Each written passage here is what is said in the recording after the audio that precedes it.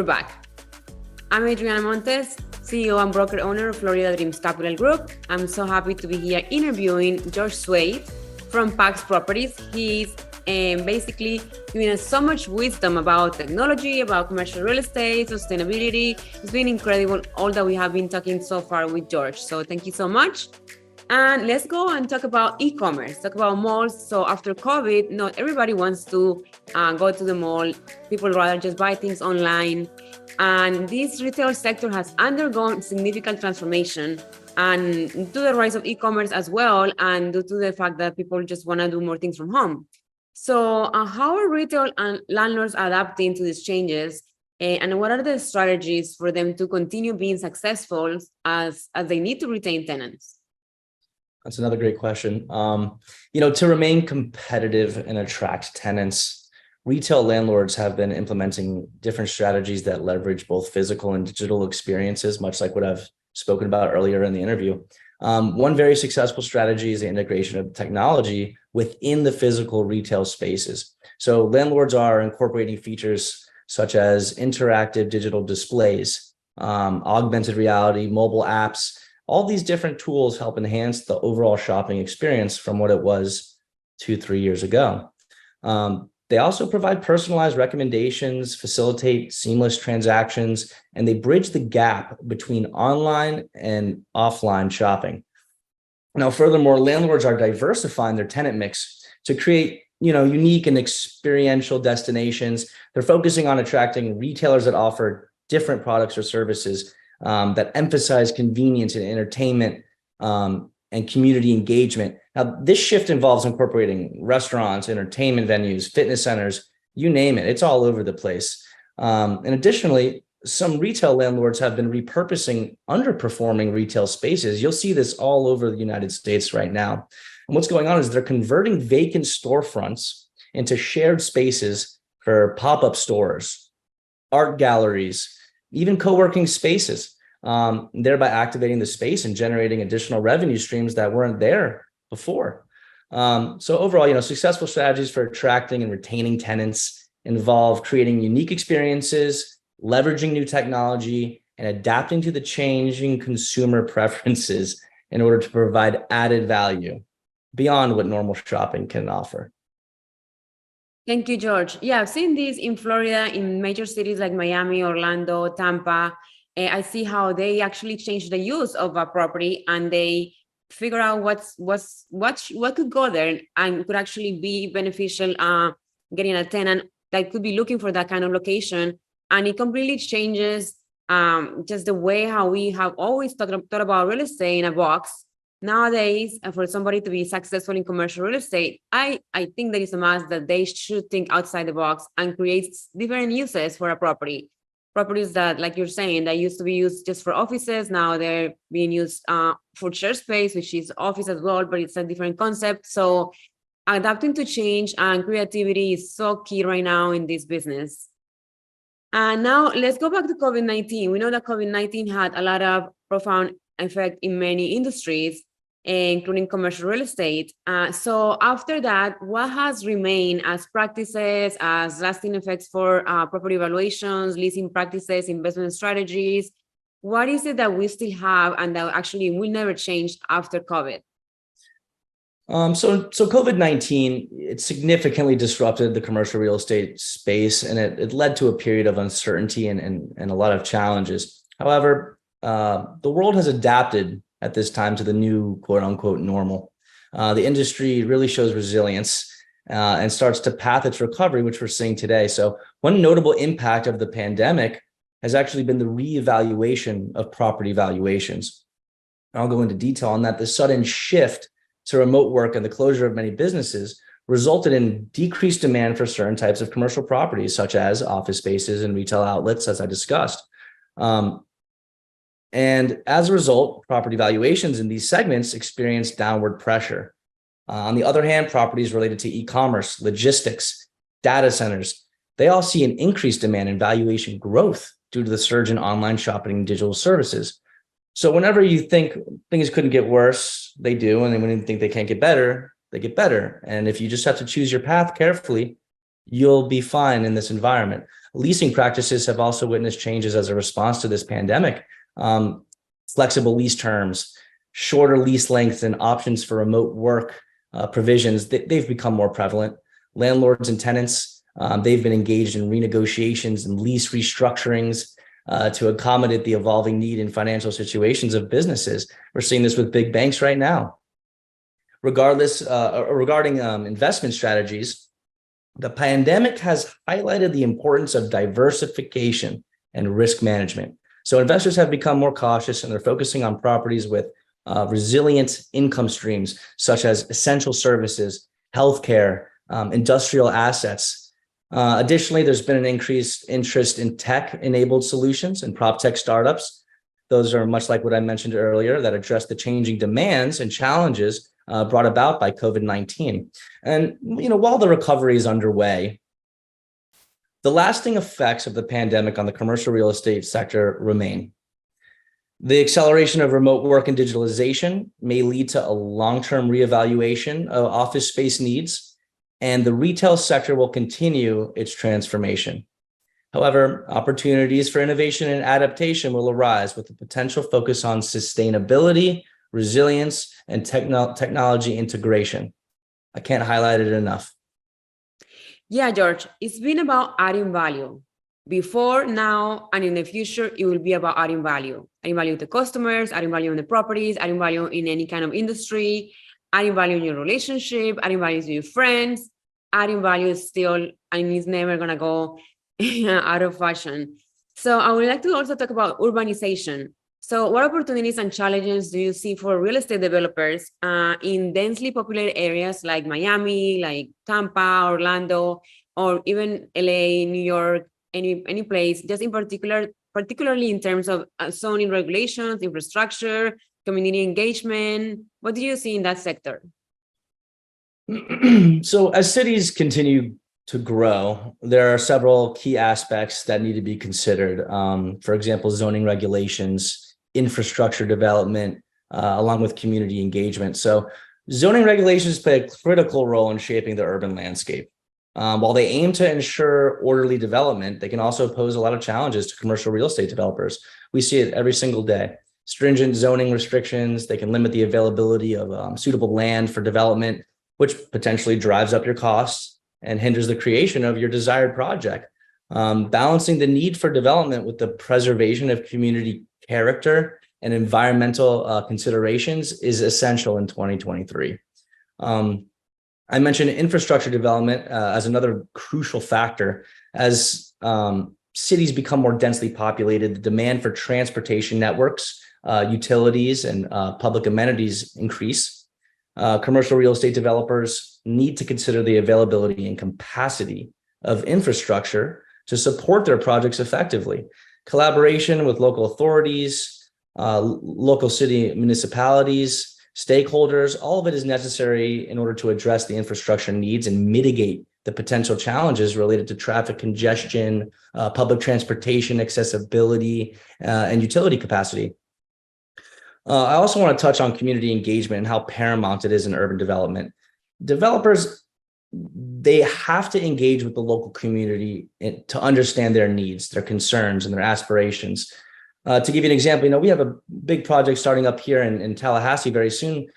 We're going to the city and we want their support. So, for instance, tomorrow we have a big meeting with the city to go over all of our plans to see where they can help us. And you'd be surprised to know that they will lend a hand if you're aligned with their goals.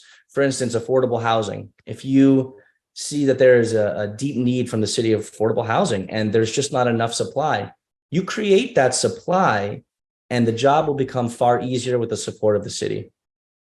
So emphasizing the creation of inclusive and sustainable spaces that enhance the quality of life for both residents and businesses, they can lead to long-term success and a lot of community support. Yeah, nothing like feeling when you get to a place, it feels like it's home. Community engagement is crucial, especially with this generation. Right now, Generation Z is very big about community engagement and just like making an impact on the community and getting involved. As far as technology, we know that technology has disrupted the real estate industry in many areas, from like property listings to lending, financing. How are these pro tech companies or startups and all of these innovations, how are they shaping the landscape? And also, what are the benefits and the potential risks that we can see in the industry as far as that technology? Well, leveraging technology in 2023 is essential. If you're going to streamline your processes, enhance your efficiency, and provide new opportunities for your stakeholders, it's necessary. One significant area of impact is property listings and search platforms. So prop tech startups have developed online platforms and applications that aggregate property data, and they provide detailed information, virtual tours, analytics to your potential buyers, your tenants, and your investors. Now, these platforms have increased transparency, reduced search costs, and facilitated more efficient property transactions. All that is green check marks to people like me. Additionally, prop tech has transformed property management practices. Innovations such as smart building management systems, IoT sensors, predictive analytics, they enable remote monitoring, automation of routine tasks that would have taken forever years ago, and proactive maintenance. These technologies optimize operational efficiency, and that's what it's all about. That's what tech is here to help. Now let's take another avenue down. Let's take a walk down another avenue of financing. So prop tech has revolutionized crowdfunding and real estate investment platforms. Online platforms connect investors with real estate projects, and they allow for fractional ownership and diversified investment portfolios. Crowdfunding platforms enable smaller investors to participate in real estate projects that were traditionally just accessible only to large investors with big pockets. These developments, they democratize access to real estate investment opportunities, and they offer the increased flexibility that young investors would like to see. And while prop tech, it brings numerous benefits, which I could go on and on about, there are some potential risks that I should discuss. Privacy and data security concerns is a major problem that arises with increased collection and the utilization of a lot of sensitive information. Cybersecurity measures, they have to be robust. As technology gets better, your security needs to be twice as good.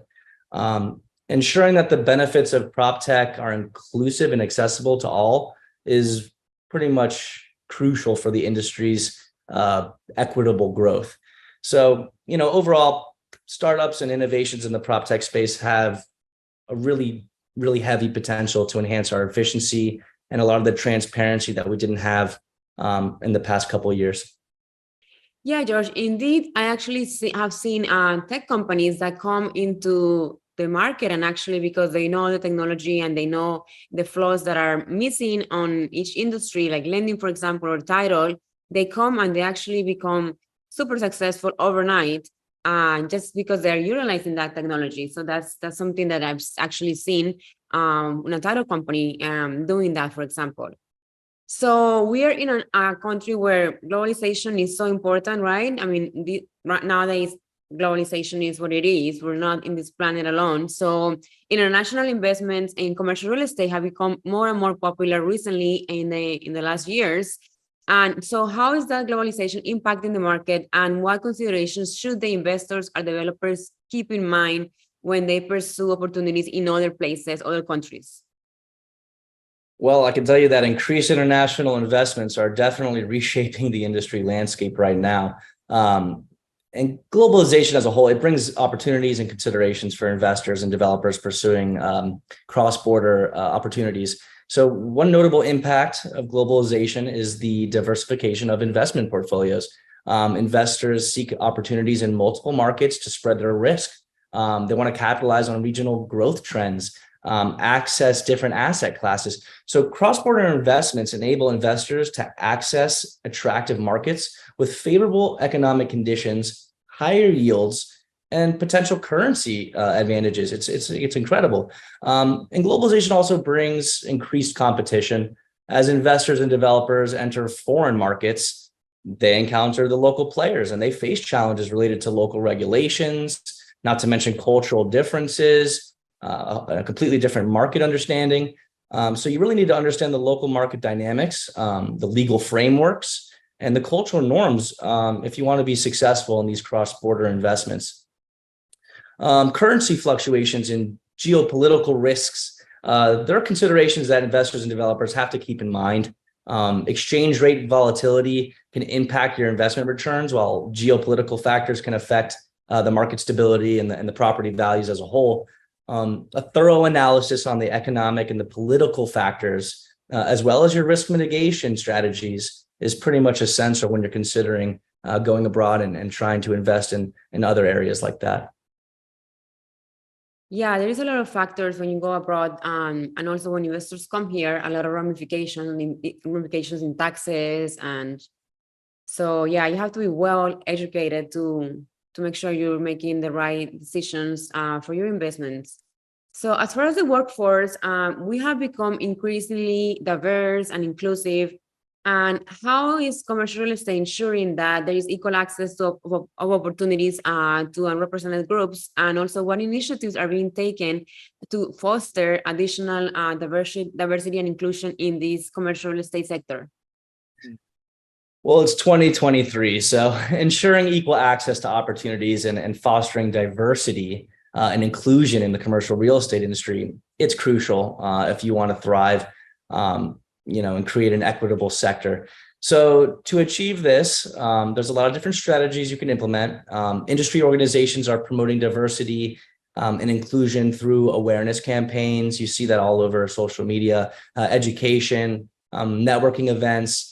What these initiatives aim to raise awareness about the benefits of diversity, the challenge biases, and they provide platforms for underrepresented groups to connect with industry leaders and mentors in a way that was never possible before. Secondly, efforts are being made to address representation gaps in leadership positions. We're seeing this everywhere. Real estate companies are implementing policies and practices that encourage the diverse hiring, advancement, and retention. So this includes establishing diversity and inclusion committees, unconscious bias training, developing mentorship and sponsorship programs from individuals from underrepresented groups. This will all make a major impact in the underrepresented groups that we see today. Additionally, there's a focus on creating more inclusive and accessible spaces. So commercial real estate developers like myself are incorporating universal design principles, you could call it, to ensure that properties are accessible to individuals with any disability that they might have. Furthermore, initiatives such as women-focused co-working spaces and minority-owned business incubators, those are providing targeted support and resources to historically marginalized groups, which today we need more than ever.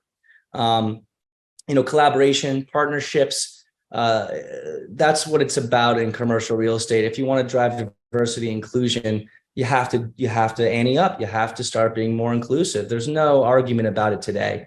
In summary, the commercial real estate industry, it's taking proactive steps to ensure, equal access to opportunities, fostering diversity and inclusion. And through these previously mentioned things like our, the campaigns, our talent development programs, inclusive designs, we can easily see that the industry is working very hard towards a more diverse and a more equitable future, which I think everybody would love to see. Yeah, it's been an amazing interview, George. And I am really impressed with the wealth of knowledge that you have and how you took us from globalization to artificial intelligence, to COVID, to sustainability, to green practices, just through the whole commercial real estate, different sectors. So you are truly a brilliant mind. Pax Properties is lucky to have you in their as part of their team, and I'm so glad that you took this opportunity to come into my show and share this wealth of knowledge that you have about commercial real estate with our audience.